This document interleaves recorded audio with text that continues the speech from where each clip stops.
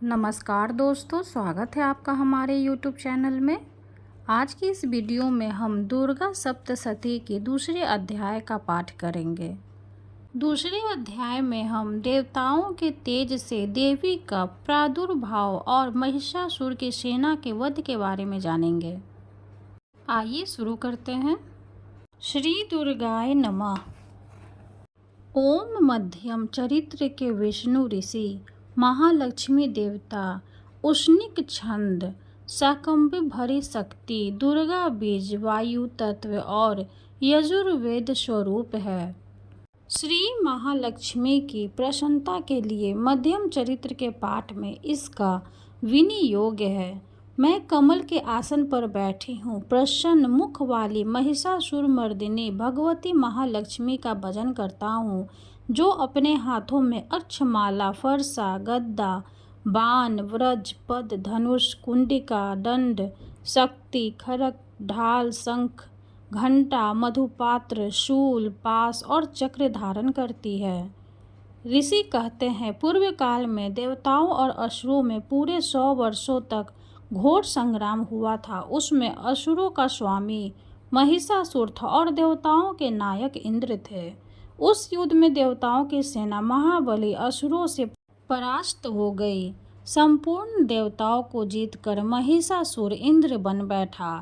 तब पराजित देवता प्रजापति ब्रह्मा जी को आगे करके उस स्थान पर गए जहाँ भगवान शंकर और विष्णु विराजमान थे। देवताओं ने महिषासुर के पराक्रम तथा अपनी अपराजय का यथावत वृत्तांत उन दोनों देवशरों से विस्तार पूर्वक कह सुनाया। वे बोले, भगवान महिषासुर सूर्य, इंद्र, अग्नि, वायु, चंद्रमा, यम, वरुण तथा अन्य देवताओं के भी अधिकार छीनकर स्वयं ही सबका अधिष्ठाता बना बैठा है। उस दुरात्मा महिष ने समस्त देवताओं को स्वर्ग से निकाल दिया है। अब वे मनुष्यों की भांति पृथ्वी पर विचरते हैं। दैत्यों की यह सारी करतूत हमने आप लोगों से कह सुनाई। अब हम आपकी ही शरण में आए हैं, उसके वध का कोई उपाय सोचिए। इस प्रकार देवताओं के वचन सुनकर भगवान विष्णु और शिव ने दैत्यों पर बड़ा क्रोध किया। उनकी भौवें तन गई और मुंह टेढ़ा हो गया। तब अत्यंत कोप में भरे हुए चक्रपाणि श्री विष्णु के मुख से एक महान तेज प्रकट हुआ। उसी प्रकार ब्रह्मा, शंकर तथा इंद्र आदि अन्याय देवताओं के शरीर से भी बड़ा भारी तेज निकला। वह सब मिलकर एक हो गया। महान तेज का वह पुंज ज्वालायमान पर्वत सा जान पड़ा। देवताओं ने देखा, वहाँ उसकी ज्वालाएं संपूर्ण दिशाओं में व्याप्त हो रही थी। संपूर्ण देवताओं के शरीर से प्रकट हुए उस तेज की कहीं तुलना नहीं थी। एकत्रित होने पर वह एक नारी के रूप में परिणत हो गया और अपने प्रकाश से तीनों लोकों में व्याप्त जान पड़ा। भगवान शंकर का जो तेज था, उससे उस देवी का मुख प्रकट हुआ। यमराज के तेज से उसके सिर में बाल निकल आए। श्री विष्णु भगवान के तेज से उसकी भुजाएं उत्पन्न हुई। चंद्रमा के तेज से दोनों स्तनों का और इंद्र के तेज से मध्य भाग कटि प्रदेश का प्रादुर्भाव हुआ। वरुण के तेज से जांघ और पिंडली तथा पृथ्वी के तेज से नितंब भाग प्रकट हुआ। ब्रह्मा के तेज से दोनों चरण और सूर्य के तेज से उनकी अंगुलियां हुई। वसुओं के तेज से हाथों की अंगुलियां और कुबेर के तेज से नासिक प्रकट हुई। उस देवी के दांत प्रजापति के तेज से और तीनों नेत्र अग्नि के तेज से प्रकट हुए थे।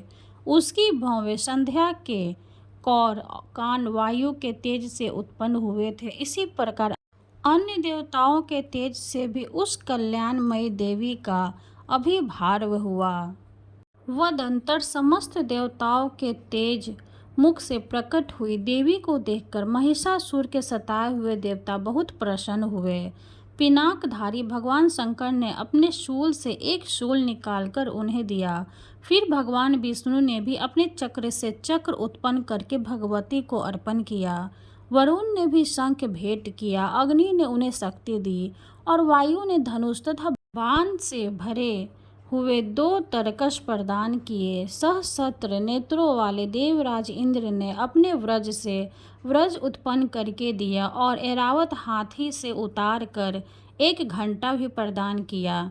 यमराज ने कालदंड से दंड, वरुण से पास, प्रजापति से स्फटिकाक्ष की माला तथा ब्रह्मा जी ने कमंडलू भेंट किया। सूर्य ने देवी के समस्त रोमकूपों में अपनी किरणों का तेज भर दिया। काल ने उन्हें चमकती हुई ढाल और बलवार दी। क्षीर समुद्र ने उज्ज्वल हार तथा कभी जीर्ण न होने को 2 दिव्य वस्त्र भेंट किए। साथ ही उन्होंने दिव्य चूड़ामणि, 2 कुंडल, करे उज्ज्वल अधरचंद, सब बाहुओं के लिए केयूर, दोनों चरणों के लिए निर्मल नूपुर, गले की सुंदर हंसली और सब अंगुलियों में पहनने के लिए रत्नों की बनी अंगूठियां भी दी। विश्वकर्मा ने उन्हें अत्यंत निर्मल फरसा भेंट किया। साथ ही अनेक प्रकार के अस्त्र और अभेद कवच दिए। इनके सिवा मस्तक और वक्ष स्थल पर धारण करने के लिए कभी न कुम्हलाने वाले कमलों की मालाएं दी। जल्दी ने उन्हें सुंदर कमल का फूल भेंट किया। हिमालय ने सवारी के लिए सिंह तथा भांति भांति के रत्न समर्पित किए। धनाध्यक्ष कुबेर ने मधु से भरा पान पात्र दिया तथा संपूर्ण नगों के राजा शेष ने, जो इस पृथ्वी को धारण करते हैं, उन्हें बहुमूल्य मणियों से विभूषित नागहार भेंट दिया। इसी प्रकार अन्य देवताओं ने भी आभूषण और अस्त्र शस्त्र देकर देवी का सम्मान किया। तत्पश्चात उन्होंने बार बार अट्टहासपूर्वक उच्च स्वर से गर्जना की। उनके भयंकर नाद से संपूर्ण आकाश गूंज उठा। देवी का वह अत्यंत उच्च स्वर से किया हुआ सिंहनाद कहीं समा न सका। आकाश उसके सामने लघु प्रतीत होने लगा। उससे बड़े जोर की प्रतिध्वनि हुई, जिससे संपूर्ण विश्व में हलचल मच गई और समुद्र कांप उठे, पृथ्वी डोलने लगी और समस्त पर्वत हिलने लगे। उस समय देवताओं ने अत्यंत प्रसन्नता के साथ सिंहवाहिनी भवानी से कहा, देवी तुम्हारी जय हो। साथ ही महर्षियों ने भक्ति भाव से विनम्र होकर उनका स्वागत किया। संपूर्ण त्रिलोकी को क्षोभग्रस्त देखकर दैत्यगण अपनी समस्त सेना को कवच आदि से सुसज्जित कर हाथों में हथियार ले सहसा उठकर खड़े हो गए।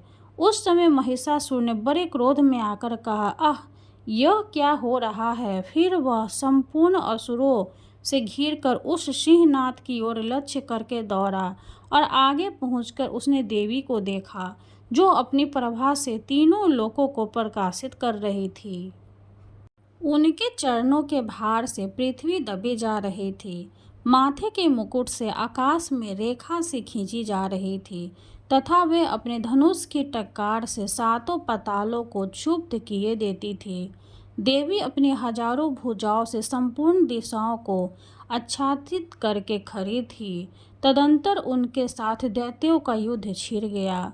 नाना प्रकार के अस्त्र शस्त्र के प्रहार से संपूर्ण दिशाएं उदासित होने लगी। चिक्षुर नामक महान असुर महिषासुर का सेना नायक था। वह देवी के साथ युद्ध करने लगा। अन्य देवताओं की चतुर सेना साथ लेकर चामर भी लड़ने लगा। 7000 रथियों के साथ आकर उदग्र नामक महादैत्य ने लोहा लिया। 1 करोड़ रथियों को साथ लेकर महाहनु नामक दैत्य युद्ध करने लगा, जिसके रोए तलवार के समान तीखे थे। वह असीलोमा नाम का महादैत्य 5 करोड़ रथी सैनिकों सहित युद्ध में आ डटा। 60 लाख रथियों से घिरा हुआ बालस्कल नामक दैत्य भी उस युद्ध भूमि में लड़ने लगा। परिवारित नामक राक्षस हाथी सवार और घुड़सवारों के अनेक दलों तथा 1 करोड़ रथियों की सेना लेकर युद्ध करने लगा। बिडाल नामक दैत्य 5 अरब रथियों से घिरकर लोहा लेने लगा। इसके अतिरिक्त और भी हजारों महादैत्य रथ, हाथी और घोड़ों की सेना साथ लेकर वहां देवी के साथ युद्ध करने लगे। स्वयं महिषासुर उस रणभूमि में कोटि कोटि सहस्त्र रथ, हाथी और घोड़ों की सेना से घिरा हुआ था। वे दैत्य देवी के साथ तोमर, भिंडीपाल, शक्ति, मूसल, खड्ग, परशु और पट्टिश आदि अस्त्र शस्त्रों का प्रहार करते हुए युद्ध कर रहे थे। कुछ दैत्यों ने उन पर शक्ति का प्रहार किया, कुछ लोगों ने पाश फेंके तथा कुछ दूसरे दैत्यों ने खड्ग प्रहार करके देवी को मार डालने का उद्योग किया। देवी ने भी क्रोध में भरकर खेल खेल में ही अपने अस्त्र शस्त्रों की वर्षा करके दैत्यों के वे समस्त अस्त्र शस्त्र काट डाले। उनके मुख पर परिश्रम या थकावट का रंच मात्र भी चिन्ह नहीं था। देवता और ऋषि उनकी स्तुति करते थे और वे भगवती परमेश्वरी दैत्यों के शरीरों पर अस्त्र शस्त्रों की वर्षा करती रही। देवी का वाहन सिंह भी क्रोध में भरकर गर्दन के बालों को हिलाता हुआ असुरों की सेना में इस प्रकार विचरने लगा, मानो वनों में दावानल फैल रहा हो। रणभूमि में दैत्यों के साथ युद्ध करती हुई अंबिका देवी ने जितने निश्वास छोड़े वे सभी तत्काल सैकड़ों हजारों गणों के रूप में प्रकट हो गए और परशु, भिंडीपाल, खड्ग तथा पट्टिश आदि अस्त्रों द्वारा असुरों का सामना करने लगे। देवी की शक्ति से बढ़े हुए वे गण असुरों का नाश करते हुए नगारा और शंख आदि बजाने लगे। उस संग्राम महोत्सव में कितने ही गण मृदंग बजा रहे थे। तदंतर देवी ने त्रिशूल से, गदा से, शक्ति की वर्षा से और खड्ग आदि से सैकड़ों महादैत्यों का संहार कर डाला। कितनों को घंटे के भयंकर नाद से मूर्छित करके मार गिराया। बहुते दैत्यों को पाश से बांधकर धरती पर घसीटा। कितने ही दैत्य उनकी तीखी तलवार की मार से दो दो टुकड़े हो गए। कितने ही गदा की चोट से घायल हो धरती पर सो गए।